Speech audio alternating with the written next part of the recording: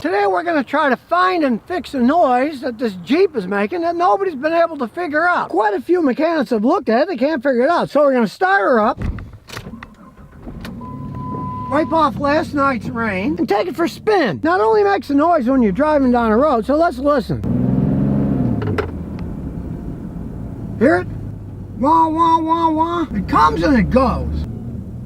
There it goes. Make it again. You heard that? Wee, wee, wee, wee, wee. We won't do it now. We'll see if it'll make it again. We'll try going uphill in a second. Often cars will make more noise going uphill than downhill. So here we go up a hill.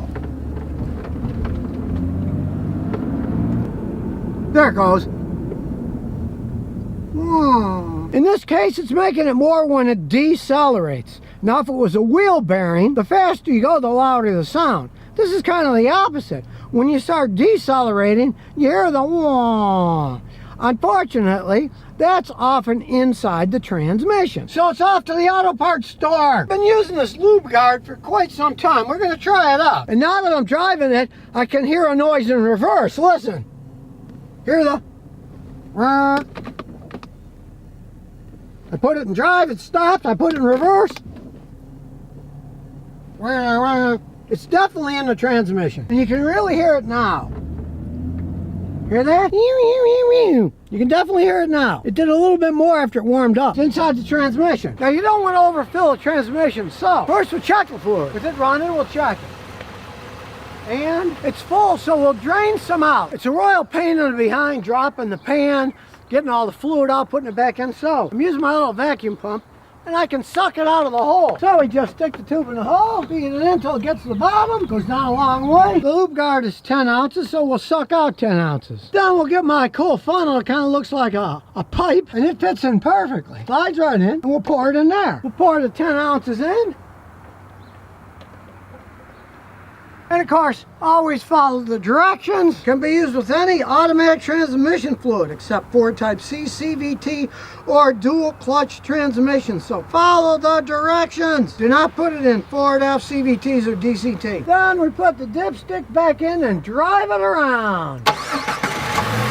And I do mean drive. You can drive it whenever you want. You don't have to do it all at once, but usually 200 to 250 miles of driving will work its whole way through the transmission of the various seals and solenoids to try to clean them all up, lubricate them so they stop making that squealing noise. And I do notice that it's mainly in second gear it makes the noise, so it must be second gear problem that there's some kind of buildup that's making it squeak like that, because once it shifts down to first gear it stops making the noise. From second to first, and stop making a noise. So here we go on our trip. We're going to accentuate the testing by driving it in second gear. You can see we're going 50, but it's going 3,500 RPM. That will make the gears spin faster and the lubrication to do its job quicker this way. Now it's not like there's something physically worn out yet because it shifts perfectly fine. But the noise is rather annoying. Working pretty good so far because it's no longer making the noise in reverse.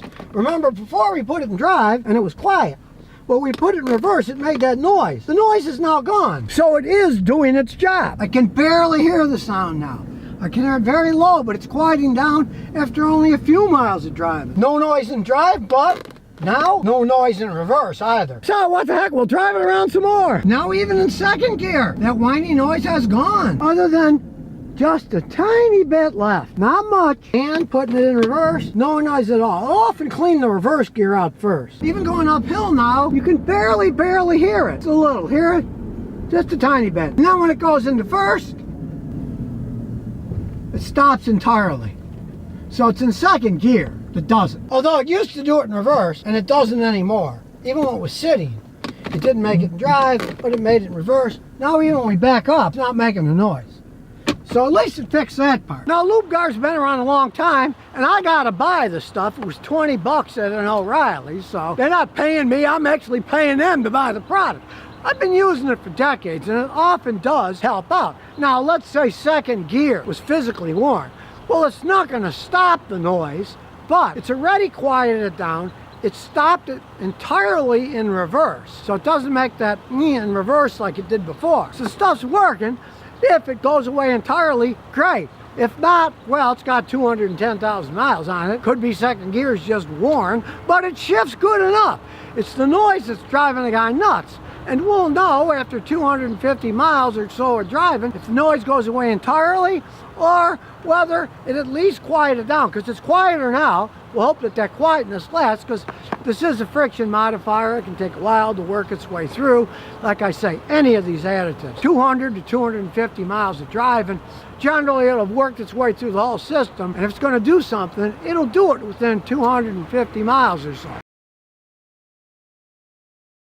We got a Subaru Outback that stalls out. You drive it, step on the gas, it has a tendency of conking out. The guy bought it a couple months ago. He's happy with it otherwise. So let's try to figure out what's wrong here. Now it's a 2012 Subaru Outback, and as we can see by the VIN, number 4 is made in the United States. It has 117,754 miles. It's all-wheel drive, and it's a partial zero-emissions vehicle. Now, there's many things that can make a car conk out when you come to a stop and run okay otherwise.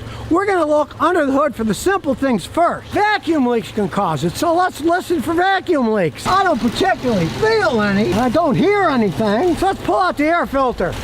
And indeed, the air filter's all black and clogged up, so we're going to change the air filter first. Dirty air filter will give you problems. But rather than guess anymore, we're going to get out my Autel here. We'll get a good analysis of what's making it conk out. It already detected it. Okay. We'll do a standalone diagnosis. Now it's starting to analyze stuff. And we'll do a full scan. While we're doing a scan, we'll look inside. It's a nicely set up car, you know. Got a nice classic setup. There's the clock up there. Older, so it's got a CD player. Check it out. And the seats are in decent shape. The headrest is missing. Somebody took them away. Everything's green. We'll see what happens. Start with obvious things. If there's a code for a problem, there's a problem. You fix that first, if it has to do with the running of the car. Now, if this said something about a problem with the right front window, that doesn't have anything to do with the car stalling out when it comes to a stop. So we would ignore that.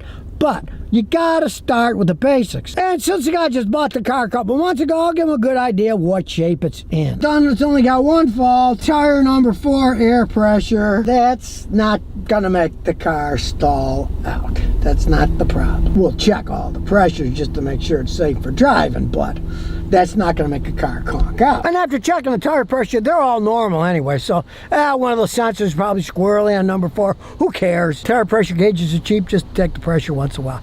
But it's dying out for some reason. We got to figure it out. Now, we're going to go to the engine system, and we're going to look at live data. A lot of live data. Start looking and seeing what's happened. The air fuel correction is only minus 0.8. It's running just a tad rich, but not much. That's almost perfect. So you can see that's going pretty steady. 2.35 grams per second. There's nothing wrong with that. So we'll just look through. And like I say, look, 1 is perfect. It's only off a tiny bit. 1.00 is perfect. So you can see the air fuel correction, 0. It's not correcting anything. It's working fine. Realize this is a partial zero emission vehicle, runs extremely lean, and even a little bit off can make the engine conk out every once in a while. I'm putting a can of Bernie's ATS fuel cleaner in the tank when I take it for a ride. Could be as simple there's a little carbon buildup, and that'll clean it up. From what I see here, other than a dirty air filter, it's not particularly correcting anything at all. It's not overheating, the cooling fans are coming on, but this is something I have against Subaru. If you notice, there's no temperature gauge. It's got a mile per gallon estimator, but it only has an idiot light. There is no temperature gauge, and I don't like that. We'll turn the key off and we'll turn the key on. It does not have a temperature gauge. It's only got a warning system if it overheats. Down there, see? If it overheats. Then it's too late. Come on, Subaru. Put a temperature gauge back on your cars. Give us a little information about our cars. That's very important. You got a car, runs in the middle all the time, you know something's right. It starts going 3/4 and higher, you know something's going on. This stupid thing won't tell you that. It'll only tell you when it's overheated, and it's too late then. Subaru, you do not need to make them that cheap. Now, sometimes if a transmission has a problem, say the torque converter is locking up or sticking, that can cause a stall. So, let's check out transmission data. There's a CVT transmission, which I'm not a particular fan of. But let's look at the live data. Voltage is fine, it's got plenty of power. All the data looks good, it's black, it's not off. Now we'll try a trick in that we'll put it in gear. Now it's got a load. We'll give it a little load with the foot on the brake. so it doesn't move. And we'll see if any of this data gets squirrely. No, it's all staying within parameters. So let's take it for a spin. I have a manual override, so I'm going to rev the engine higher than normal since I have Bernie's cleaner in the tank to help clean it out while we drive it and go and get an air filter. So by keeping it in low, see, we can make it go up and down, but what we're going to do is we're going to put it down so it revs higher and the cleaner will do its job better. The faster the cleaner runs through, the better it's going to clean. I like those fake shifts. See, it says second gear, but it doesn't have any gears, so it's kind of crazy, but that's how the engineers made it. Now we're back in first. Anybody coming? Nobody's coming. Here we go. We'll come to a stop. Put it in first gear. And here we go.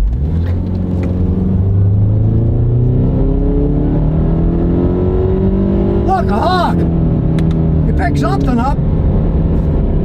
We'll leave it in third at 4,000 RPM. The more RPMs, the more it's going to clean. This might stop it from stalling out entirely. See, the speed limit here is 40, so I'm going 40 in the fake second gear, so it's going about 4,000 RPMs, which is going to really help clean the engine out. And now we got the air filter in, we're coming home, keep the RPMs up, and there's nobody behind us, so we'll slam the brakes on, see if it stalls out, and nothing. Idles like a dream. So it certainly seems fixed. If you want to clean your engine and fuel injection system, you can keep it in a lower gear, even though this really doesn't have gears. It's a pretend second gear, but when we're going 40 miles an hour, we're going about 4,000 RPMs. Drive it that way for half an hour, 45 minutes, it'll generally do a pretty good job cleaning stuff. So there you have it, a smooth idling engine, it's not shaking. A little bottle of Bernie's cleaner and a fuel tank and an air filter, and the car's running like a top now. Sometimes it's just the simple things that can fix a car. Dirty air filter, some carbon built up in the engine. Because realize this particular car, being a partial zero emissions vehicle, runs relatively lean, and if you get any little bit off, when you come to a stop, they can conk out. When you're going at highway speeds, you can really lean them out. You're going fast, the engine's spinning, so a little bit off isn't going to hurt it. But with one of these, if you're just a little bit off at idle, it can conk out, and then just a new air filter and a little cleaner can fix it. So this Outback really wasn't a bad deal. 100-something thousand miles, still runs good. Now it's not stalling out, but it was running almost perfectly, hardly any fuel trims at all. Some of it was zero, no adding or subtracting fuel. So rather than taking it to the dealer where they probably would have charged them $1 million to do all kinds of made up stuff, all I had to do was change the air filter and a little cleaner in the tank. And that's why I make these videos, to show people how they can save money. Most mechanics charge $150 to $200 an hour, right? There's a lot of stuff you can do yourself with just a little bit of knowledge. Car doesn't stall out anymore, easy fix. Plus now he's going to be happy knowing that I looked at the engine and the transmission data and saw it's actually in pretty good shape. I'm not a CVT fan, and that weird fake gear, 1, 2, 3, 4, 5, 6, 7, 8, I mean they're faked. There's no gears in the transmission. Kind of a weird design, but I do have to say, it did let me clean it faster by leaving it in the fake second gear, so it spun faster when I was driving at 40, and it cleaned it all up. We got a Lincoln Town Car, and it kind of shudders 40, 50 miles an hour. Now there's a zillion things that can do that, so we're going to take it for a road test. So we're hooking up the outscan tool. We're going to look at transmission data and a road test. We'll do the intelligent diagnosis, the smart scan before we set anything else up to see if there's any obvious problems. Got red things already, so we'll wait till it's done and we'll look at them all. Let's start up here. Temperature control. All right, we don't care about that. This is a shifting problem, not a heating or air conditioning. So that one, we don't care. So let's try this one. Driver's door module. We don't care about that either. And the last one is the navigation system. So we don't care about any of those. So there's no obvious problems. Let's go further. We'll go into the data stream. We'll select them all. Now they're all up and running. And we will record everything while he drives. While he's driving, I can look at a lot of the data here. It's recording it. But it's easier when I'm sitting here and somebody else is driving. I'm especially going to watch the output shafts. So far, those datas are pretty good. It started bucking about 227, so we can remember that.